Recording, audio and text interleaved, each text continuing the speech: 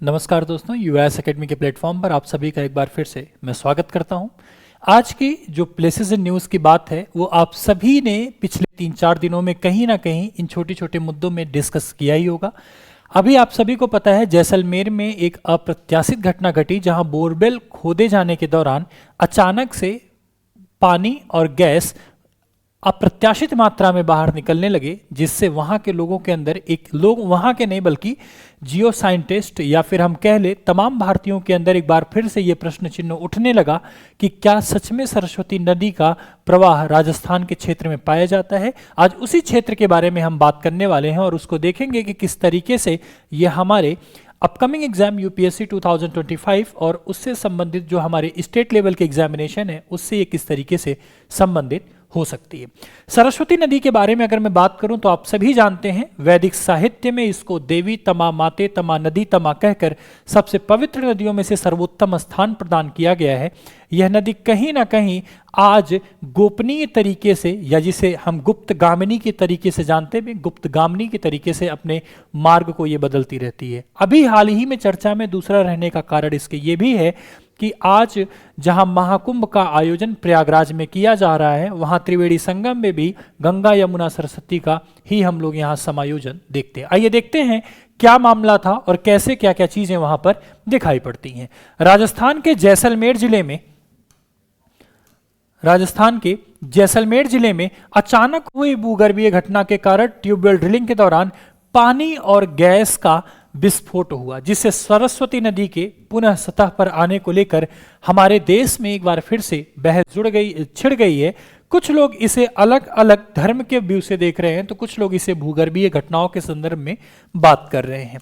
मैं अगर बात करूं सरस्वती नदी का तो मैप में आप इसको बहुत आसानी के साथ देख पा रहे होंगे और सरस्वती नदी का संबंध आईवीसी और ऋग्वैदिक टाइम पीरियड से भी जोड़कर देखा जा सकता है, जिसको हम अपने एग्जामिनेशन में आज मार्क करने वाले हैं। आईवीसी के संदर्भ में बात करें तो इसके लेफ्ट और राइट बैंक पर, अगर हम इसके राइट बैंक की बात करें तो इंडस वैली सिविलाइजेशन से संबंधित साइट्स जैसे भगवानपुरा, झूकर झाकर, मोहनजोदड़ो, चन्हूदड़ो और बालाकोट जो कि इससे संबंधित दिखाई पड़ते हैं। जबकि अगर हम बात करते हैं इसके लेफ्ट बैंक की तो लेफ्ट बैंक पे हमें बनावली, कालीबंगा, गनेरीवाला, जैसलमेर और रन ऑफ कच्छ हमें दिखाई पड़ता है। आइए जानते हैं इस मैप में, आप इसको मार्क कीजिए अपने मैप में और लेफ्ट एंड राइट साइड में जो भी चीजें हैं उन्हें समाहित कीजिए।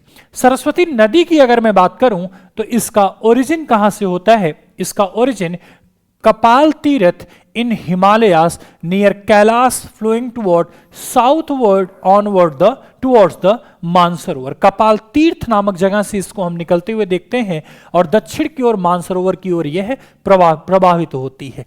भारत में ये कहां कहां से गुजरती है जरा इस पे अगर हम बात करें तो हरियाणा, राजस्थान, गुजरात और ये इसके बाद कुछ बद्रीनाथ के सराउंडिंग में भी इसके ट्रेसेस, इसके निशान हमें दिखाई पड़ते हैं, जो कि उत्तराखंड में आपको देखने को मिलेगा।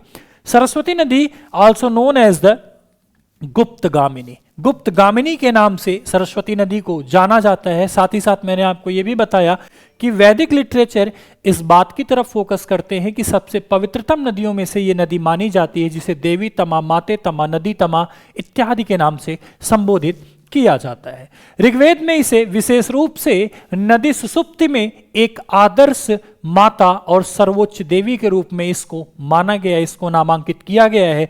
साथ ही साथ अगर मैं बात played a vital role in the Harappan civilization with the numerous settlement along with the course। इसके प्रवाह क्षेत्र में, प्रवाह मार्ग में ढेर सारी हड़प्पा सभ्यता की जो हमें साइट्स दिखाई पड़ती हैं, जो केंद्र बिंदु दिखाई पड़ते हैं, वो भी हमें देखने को यहाँ मिल सकते हैं, जैसा कि मैंने पीछे अभी आपके साथ मैप में डिस्कशन किया। घग्गर हक्करा नदी प्रणाली भी इससे संबंधित बताई जाती है। अगर मैं आपसे बात करते हुए बात करूं तो यहाँ दिखाई पड़ेगा believe to be remnant of the Saraswati river. Ghaggar और हाकरा नदी प्रणाली को ऐसा कहा जाता है जियो साइंटिस्ट के द्वारा कि ये सरस्वती नदी के अवशेष के रूप में प्रवाहित होते हुए दिखाई पड़ते हैं, जिनका ओरिजिन हिमाचल प्रदेश में शिवालिक पहाड़ियों से होता है और ये पंजाब, राजस्थान और हरियाणा से होकर गुजरती हैं। ओट्टू बैराज के बाद घाघरा, जो है वो हाकरा नदी बन जाती है, जो थार के रेगिस्तान में जाकर सूख जाती है। यही आज के समय में पूरी जानकारी थी। आज की पूरी जानकारी को हमने इन छोटे पॉइंट के अंदर देखा। जो भी मैप में चीजें आपको यहां बताई जा रही, कृपया करके आप उनको मार्क करते चलिए, क्योंकि यही आपके परीक्षाओं में अप्रत्याशित तरीके से जब आपके सामने आते हैं तो आप परेशान हो जाते हैं कि ये क्या हो गया। अब इसके साथ साथ हमें इस बात को भी ध्यान में रखना है कि सरस्वती नदी की जब चर्चा हुई है तो हड़प्पन सिविलाइजेशन और वैदिक एज को भी हमें फिर से एक बार रिवाइज करना पड़ेगा। उम्मीद करता हूं ये इन्फॉर्मेशन आपको पसंद आई होगी। मिलेंगे अगले इन्फॉर्मेशन के साथ अगली क्लास में, तब तक के लिए thank you so much, have a nice day, जय हिंद।